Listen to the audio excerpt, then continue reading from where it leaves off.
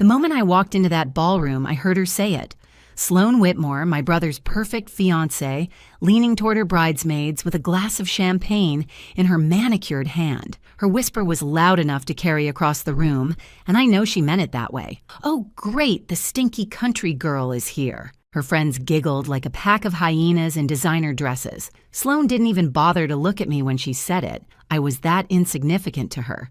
Just some embarrassment that crawled out of a small town to ruin the aesthetic of her perfect engagement party. What Sloan didn't know, what nobody in that room knew, was that I signed the deed to this hotel 3 years ago. The Monarch Hotel. Every chandelier above her head, every piece of silverware she was eating with, every square inch of Italian marble beneath her overpriced heels belonged to me. And by the end of tonight, that whisper was going to cost her everything she ever wanted. My name is Bethany Burns. I'm 31 years old and I grew up in Millbrook, Pennsylvania, a town so small that the only traffic jam we ever had was when old Mr. Henderson's cows escaped and blocked Main Street for 3 hours. I left home when I was 18 and I never really looked back, not because I hated where I came from, but because my family made it crystal clear there wasn't room for me there. See, I have an older brother, Garrett, the golden child, the son who could do no wrong.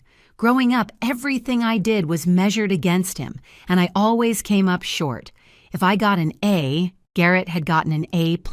If I made the softball team, Garrett had been team captain. My mother, Patricia, had a special way of looking at me that made me feel like a rough draft, while Garrett was the finished masterpiece. So I left. I packed one suitcase, took a bus to the city, and started over with nothing but $200 and a stubborn refusal to fail. Everyone back home thought I was struggling. They pictured me in some tiny apartment eating instant noodles, which was true for the first 2 years. But what they didn't know was that I took a job as a cleaning lady at a boutique hotel, and that job changed my life. I learned everything. I watched. I studied. I worked my way up from cleaning rooms to front desk to assistant manager to manager. I saved every penny, invested carefully, made smart choices, and took risks when they felt right. By 28, I owned my first property. By 30, I had 3. Now, at 31, I run Birch Hospitality, a company that owns 6 boutique hotels across the East Coast. The Monarch is my flagship,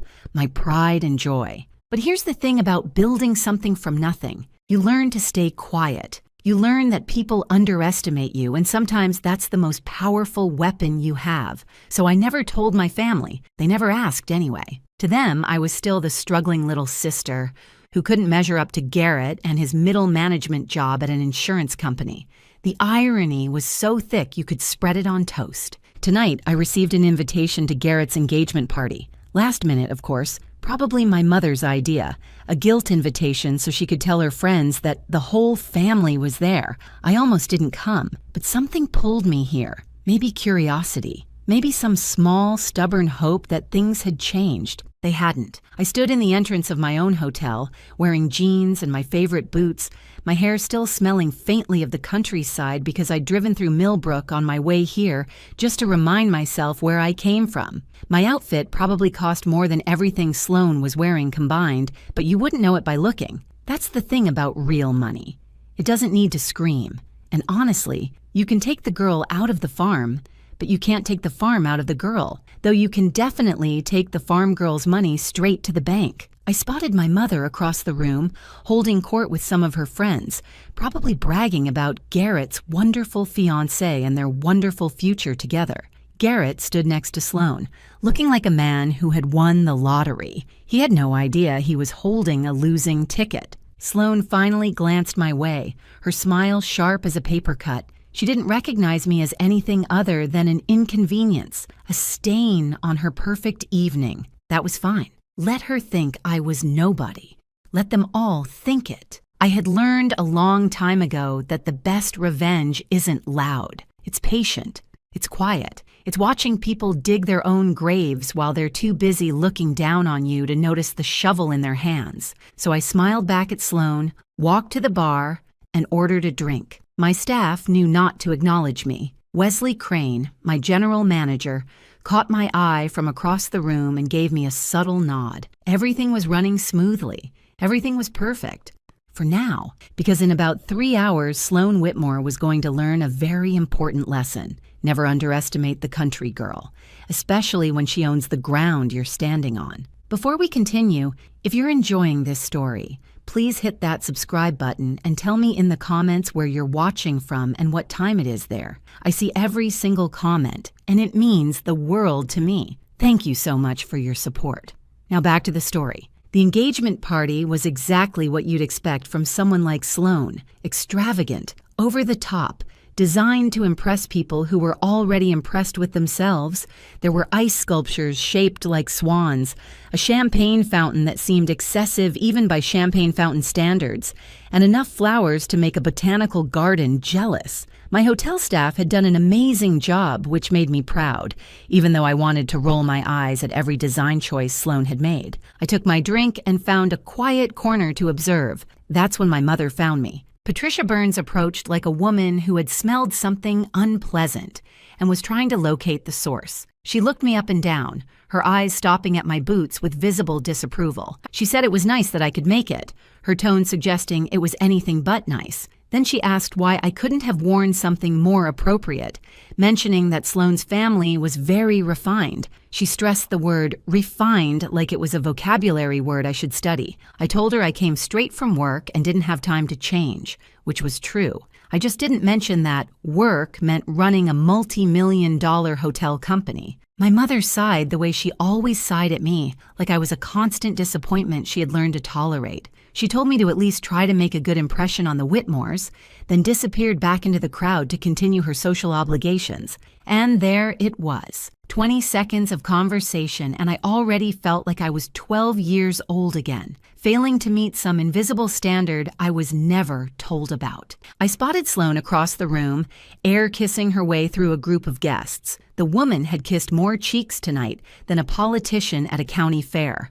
Every gesture was calculated, every smile measured for maximum effect. Her parents, Franklin and Delilah Whitmore, stood nearby like proud peacocks watching their prized peahen work the room. Franklin was a large man with a red face, and the kind of confidence that comes from either genuine success or excellent acting. Delilah was thin, polished, dripping with jewelry that caught the light every time she moved. They looked wealthy. They acted wealthy, but something about them felt off, like a beautiful painting hung slightly crooked. I couldn't put my finger on it yet, but I would. Garrett finally noticed me and made his way over. My big brother, 3 years older, still looking at me like I was his annoying little sister who followed him around when we were kids. He said he was glad I could come, though his tone said he hadn't noticed whether I was there or not. He asked if I'd met Sloan yet and said she was amazing. I told him I'd seen her. I kept my opinions to myself.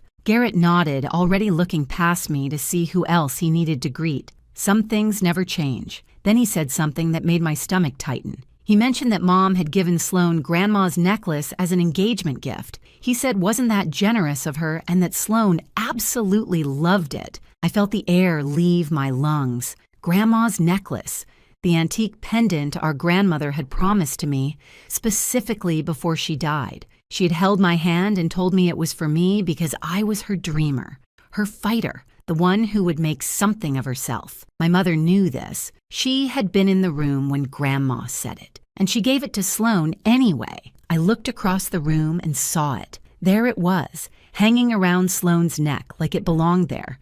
My grandmother's necklace, my inheritance, my memory, sparkling under the chandelier lights while Sloan laughed at something someone said. The DJ cranked up the music so loud I could feel my fillings vibrate. If I wanted my teeth rattled, I would have just gone to the dentist. At least there I'd get a free toothbrush out of the experience. I excused myself from Garrett and made my way to the restroom, needing a moment to breathe. That's when I passed Franklin Whitmore in the hallway, his phone pressed to his ear, his face tight with stress. He didn't see me. He was too focused on his conversation. I heard him say they needed this wedding to happen, that the Burns family had money enough to cover their situation. He paused, listening to whoever was on the other end. Then he said they just needed to get through the ceremony, and after that, everything would work out. He hung up and walked back toward the party, his salesman smile sliding back into place like a mask. I stood frozen in that hallway, my grandmother's necklace forgotten for the moment, replaced by something much more urgent. The Burns family had money. What money? My parents had a nice house, sure, but I knew for a fact there was a second mortgage on it because I had been secretly paying it off for the past 4 years. Garrett worked a decent job. Nothing spectacular. There was no family fortune.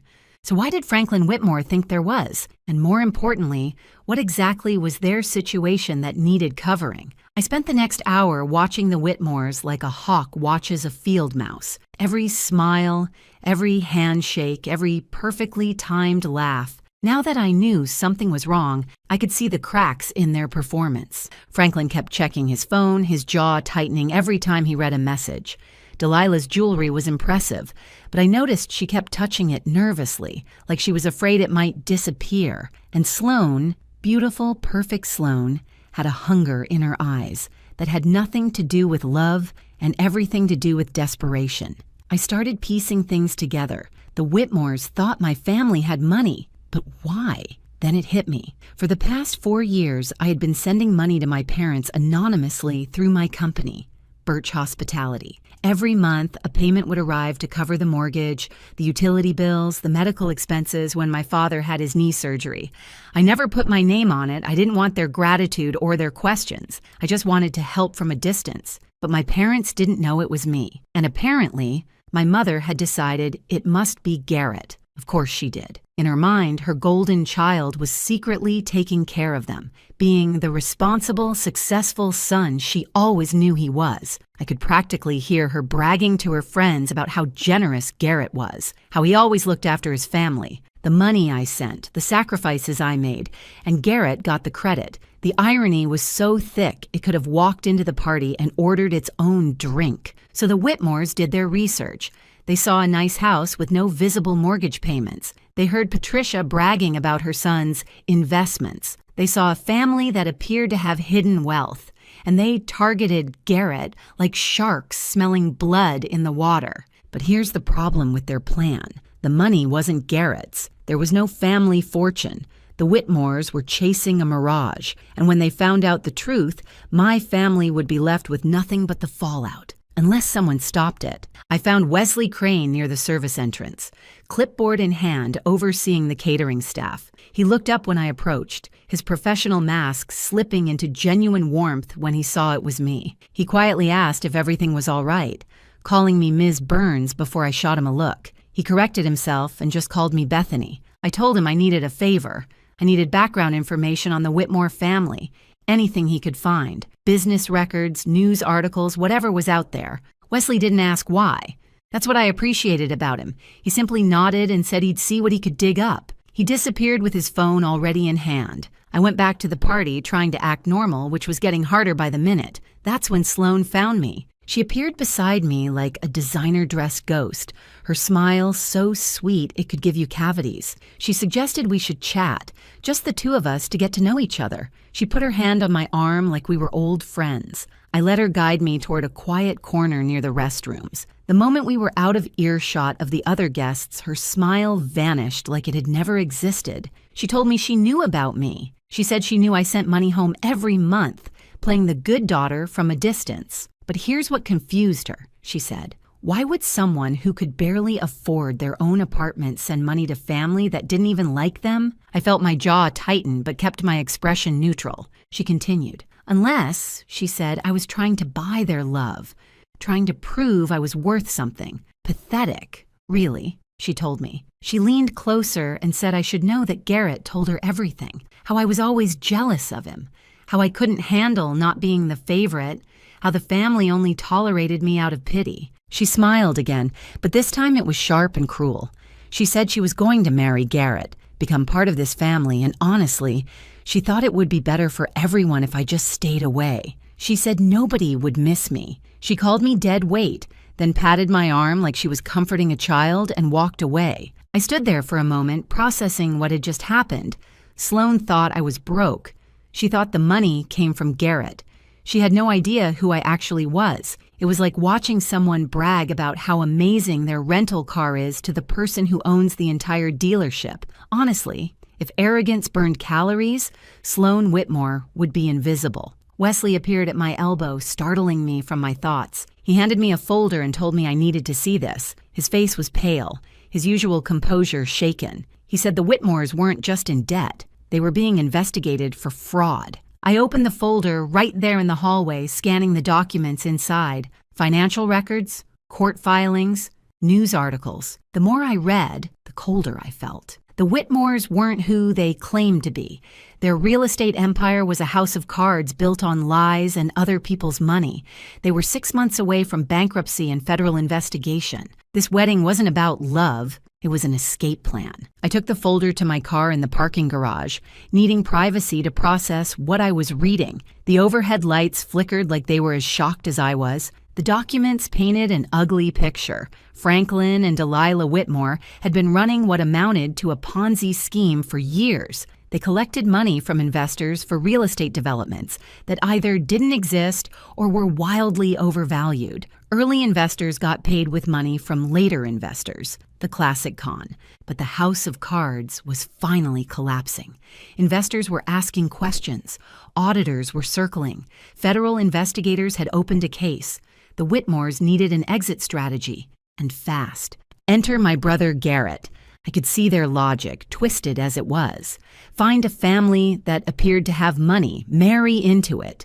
Use the connection to shore up their crumbling reputation, or at minimum, have somewhere to hide when everything fell apart. They probably planned to drain whatever assets my family had before disappearing to start the con somewhere else. What they didn't realize was that my family had nothing. The house was mortgaged.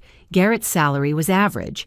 The only money flowing into the Burns household came from me, and I could stop that with a single phone call. The Whitmores were about to discover they had targeted the wrong family, and when they did, they would abandon Garrett faster than a sinking ship, leaving my brother heartbroken and my parents humiliated. Part of me wanted to let it happen, let them all suffer the consequences of their choices. My mother, who gave away my inheritance without a second thought. My brother, who never once stood up for me. Let them feel what it's like to be discarded, overlooked, cast aside. But I couldn't do it. As much as they had hurt me, they were still my family. Garrett was still the boy who taught me to ride a bike, even if he had forgotten that somewhere along the way. My mother was still the woman who stayed up all night when I had chicken pox, even if she later decided I wasn't worth remembering. Family is complicated. You can love people and be furious with them at the same time. You can want to protect them even when they don't deserve it. So I made a decision. I was going to expose the Whitmores. I was going to save my family from a disaster they didn't even know was coming. And I was going to do it my way. I called my lawyer first. Rebecca Thornton answered on the second ring, despite it being 8 o'clock at night, which is why I paid her what I did. I gave her a summary of the situation and asked how quickly she could verify the information in the folder. She said she'd have confirmation within the hour. Next, I called Naomi Delaney, a forensic accountant I had worked with on a complicated acquisition 2 years ago. Naomi was a wizard with financial records, the kind of person who could look at a spreadsheet and tell you what someone had for breakfast. I sent her photos of the key documents and asked her to dig deeper. If you're enjoying this story so far, please take just 1 second to drop a like and leave a comment. It really helps me keep creating these stories for you, and I genuinely appreciate every single one of you. Thank you from the bottom of my heart. Now, let's get back to Bethany. Naomi called back in 40 minutes. Her voice was tight with the excitement of someone who had found something big. She told me I was right. They were running a Ponzi scheme. Textbook stuff. But here's the interesting part, she said. She had looked up the Whitmore name in other states and found something in Arizona from 3 years ago. Same pattern, same scheme, different names. She said the bride's real name wasn't Sloan. She asked if I was ready for this.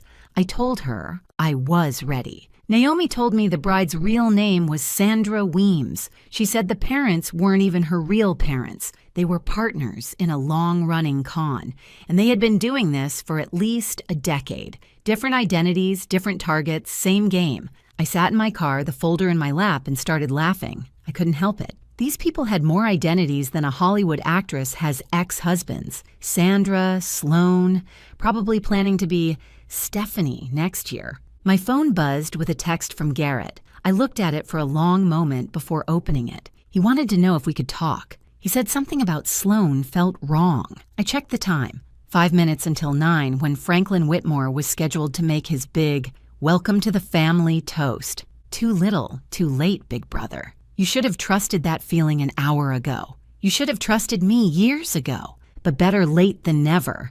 At least he was starting to see through the mask. I got out of the car and walked back toward the hotel. The Arizona night air was warm, and somewhere inside, a con artist in a white dress was about to have the worst night of her life. Time to crash an engagement party. I walked back into the Monarch Hotel with a different energy than when I'd left. Before, I was the invisible sister, the country girl everyone looked down on. Now I was a woman with a plan. Wesley met me near the service entrance, his expression a mixture of concern and curiosity. He said he had been watching the Whitmores all evening and that something was definitely off with them. He mentioned that Franklin had made 4 phone calls in the past hour, each one leaving him more agitated than the last. I told Wesley I needed the AV system ready. I said that during Franklin's toast at 9, we were going to give the guests a presentation they would never forget. Wesley didn't even blink. He asked what kind of presentation we were talking about. I handed him a USB drive. On it were scanned copies of the most damaging documents from the folder, plus everything Naomi had sent me. Court records from Arizona, financial statements showing the fraud, photos of Sloan from 3 years ago under her real name, Sandra Weems, a paper trail of lies stretching back a decade. I told him when Franklin started his toast, I wanted it all on the screens, every document, every photo, every piece of evidence. Wesley took the drive with a slight smile. He said he always knew working for me would be interesting, but this was something else entirely. Then he disappeared toward the control room. My phone buzzed. Rebecca, my lawyer, confirming everything Naomi had found. The Whitmores were indeed under federal investigation. More importantly, she had made a call to the lead investigator, a woman named Agent Carla Reeves, who had been trying to locate the Whitmores for months. They kept moving, changing names, staying one step ahead, until tonight. Rebecca told me Agent Reeves was already on her way with a team. They would be outside the hotel by 9:15, ready to move in once the evidence was public. Everything was falling into place. The trap was set. Now I just needed to wait. I found a spot near the back of the ballroom where I could see everything without being noticed. Sloan was working the room again, that fake smile plastered on her face like it was painted there. Garrett stood beside her, playing the dutiful fiancé, completely unaware that his entire future was about to implode. My mother was near the front, chatting with Delilah Whitmore like they were old friends. 2 women who had nothing in common except their ability to make me feel worthless. Soon, one of them would realize she had been played. The other would realize she had pushed away the wrong daughter. I checked my watch. 8:52. My phone buzzed again. This time it was a text from Garrett. He asked where I was and said he really needed to talk. He said something about the Whitmores was bothering him, the way Franklin kept disappearing, the way Sloan deflected every question about her past. He said maybe he was being paranoid. I stared at the message for a long moment. Part of me wanted to respond, to tell him to trust his instincts, to warn him about what was coming. But what would that accomplish? He had 34 years to trust me, to include me, to treat me like family. He chose not to. Besides, if I warned him now, he might warn Sloan, and I couldn't risk that. I typed back a simple response. I told him we would talk after the toast and to 59. Franklin stepped onto the stage and took the microphone. The DJ lowered the music. Guests turned to face him, champagne glasses in hand, ready to toast the happy couple. I made eye contact with Wesley across the room. He gave me an almost imperceptible nod. The screens behind the stage flickered to life, currently showing a slideshow of Garrett and Sloan's photos. Happy couple at a restaurant, happy couple at the beach, happy couple living their happy lie. Not for much longer. Franklin cleared his throat and began to speak. He said good evening, everyone, and thanked them all for being there to celebrate this beautiful union. He said when his daughter first brought Garrett home, he knew immediately that this young man was special. I almost laughed. His daughter. The daughter who wasn't his daughter. The daughter whose real name he probably had to remind himself of every morning. Franklin continued, talking about family, about legacy, about how honored the Whitmores were to join the Burns family. He talked about bright futures and grandchildren and building something lasting together. Every word was a lie, and every lie was about to be exposed. Franklin raised his glass. He said to the happy couple, to love, to family, to forever. I pulled out my phone and sent Wesley a single word, now. The screens flickered. For a moment, everyone probably thought it was a technical glitch. The happy photos of Garrett and Sloan disappeared, replaced by something else entirely. A document, official looking, stamped with court seals and legal terminology. Franklin's smile froze on his face. The document was a court filing from Arizona, dated 3 years ago. A fraud investigation. And there, listed as a person of interest, was a name nobody in this room had heard before. Sandra Weems. A murmur rippled through the crowd. People squinted at the screens, trying to understand what they were seeing. Franklin fumbled with the microphone, his face going from red to pale in seconds. He said there must be some mistake and called it a technical error. He turned toward the AV booth and shouted for someone to fix it, but the screens kept changing. Another document appeared. Financial records showing investor money being funneled into shell companies. Then another. News articles about a real estate scheme in Phoenix that had cost dozens of families their life savings. Then photos. A younger Sandra Weems, different hair color, same cold eyes, standing next to Franklin and Delilah at some charity event under completely different names. Sloan stood frozen in the middle of the dance floor, her champagne glass trembling in her hand. For the first time all night, her mask had slipped completely. She looked terrified. Garrett stared at the screens, then at Sloan, then back at the screens. I could see his mind working, pieces clicking together, the doubt he had felt all evening suddenly making horrible sense. Franklin tried to push through the crowd toward the exit, but 2 of my security staff stepped into his path. Delilah grabbed his arm, whispering frantically, but there was nowhere to go. That's when I stepped forward. I walked through the parting crowd toward the stage, my boots clicking on the marble floor. Every eye in the room turned to me. The country girl, the nobody, the dead weight. Wesley's voice came over the speakers, calm and professional. He said, "Ladies and gentlemen, he would like to introduce the owner of the Monarch Hotel and CEO of Birch Hospitality." He said, "Please welcome Ms. Bethany Burns." The silence that followed was deafening.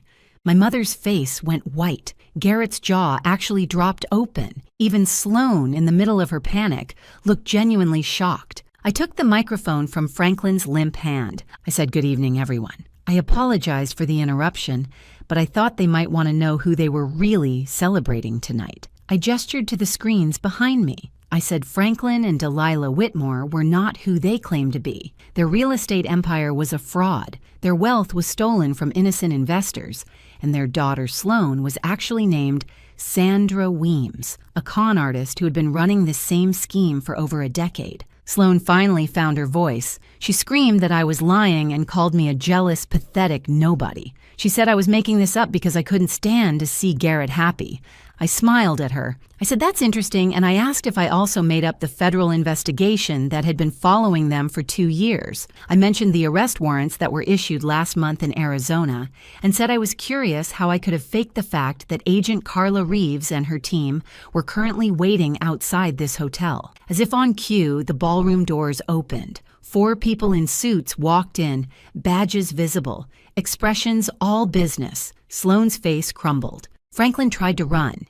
He made it about 10 feet before Agent Reeves intercepted him with a calm but firm hand on his shoulder. She told him that Franklin Whitmore, or whatever his real name was under arrest for wire fraud, investment fraud, and conspiracy. Delilah started crying, mascara running down her carefully made-up face. She kept saying there was a mistake, that they could explain everything, that it wasn't what it looked like. Sloan, Sandra, whatever her name was, turned to Garrett one last time. Her voice was desperate, pleading. She asked if he was really going to let his sister do this to them. She said they loved each other and that he had to believe her. Garrett looked at her for a long moment. I could see the war happening behind his eyes. The woman he thought he loved versus the evidence he couldn't deny. Then he did something I never expected. He stepped away from her. He said he didn't even know who she was. His voice was quiet, broken, but certain. He said he didn't know who any of them were.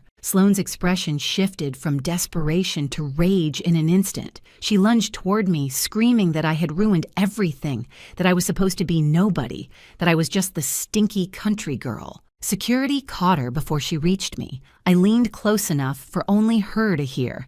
I said this stinky country girl owned the room she was standing in, paid the salary of everyone who was about to escort her out, and would sleep very well tonight knowing exactly who she was. They led her away still screaming, her designer dress wrinkled, her perfect hair destroyed, her entire carefully constructed life falling apart with every step. I turned back to the stunned crowd, most of whom were still trying to process what had just happened. I said, well, the catering was already paid for, and it seemed like a shame to waste good food. I told them the bar would stay open for anyone who wanted to stick around. Nervous laughter rippled through the room. The DJ, bless his heart, started playing something upbeat.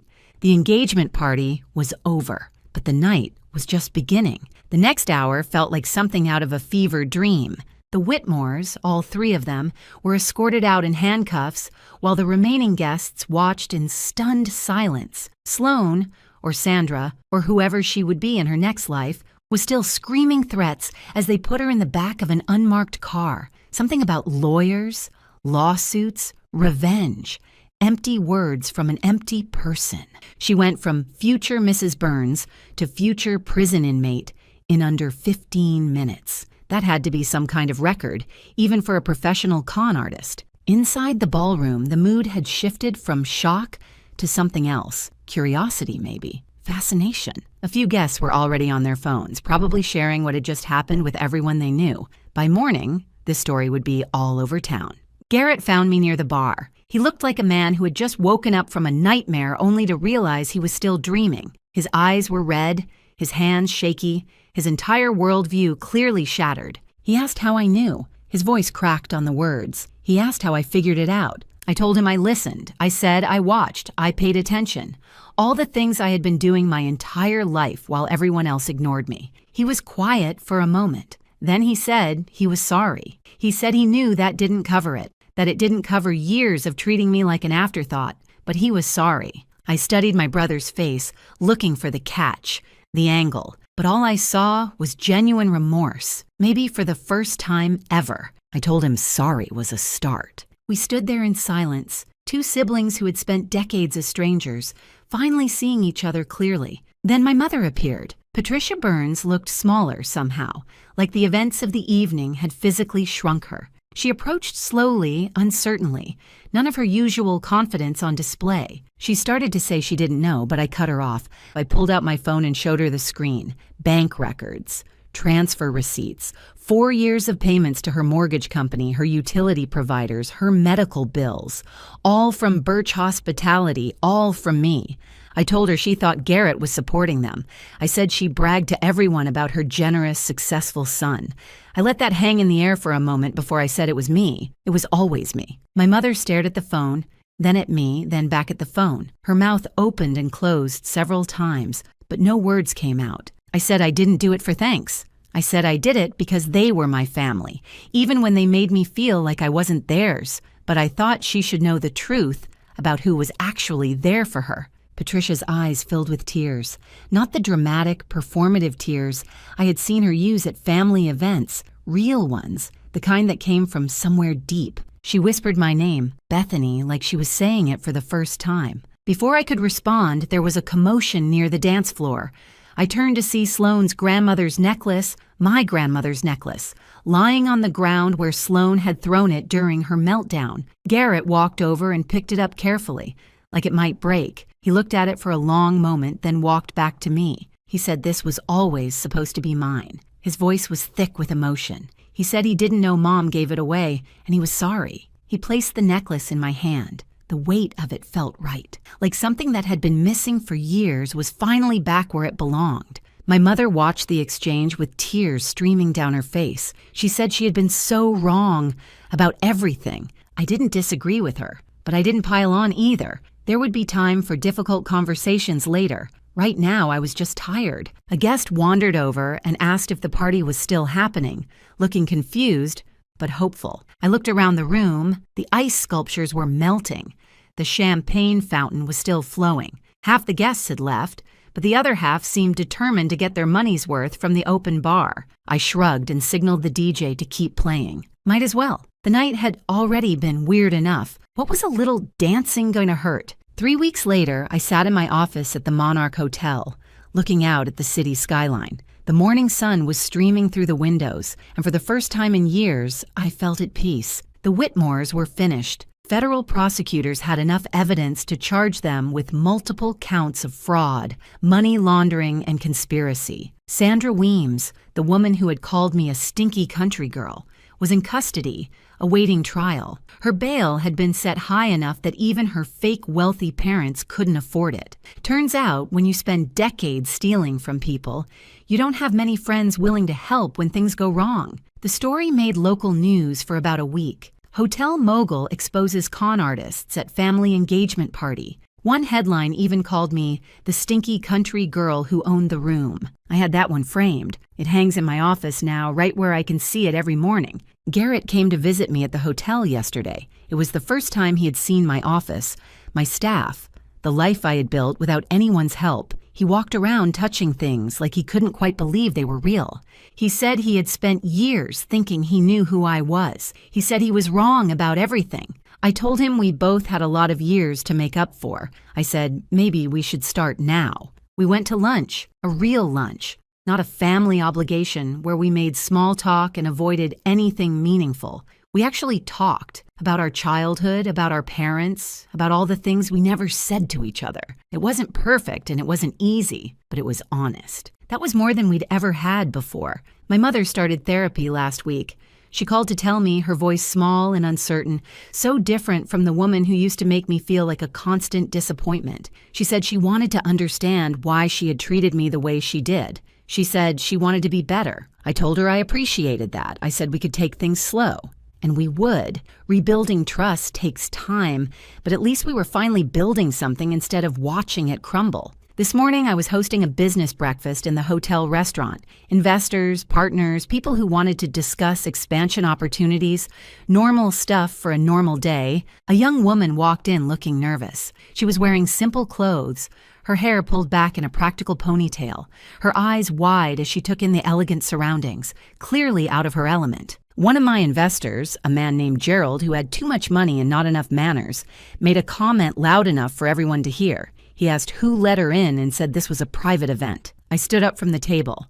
I walked over to the young woman and extended my hand. I said her name warmly, calling her Nicole, and said I was so glad she could make it. I said everyone. I wanted them to meet Nicole Patterson, this year's recipient of the Birch Hospitality Scholarship.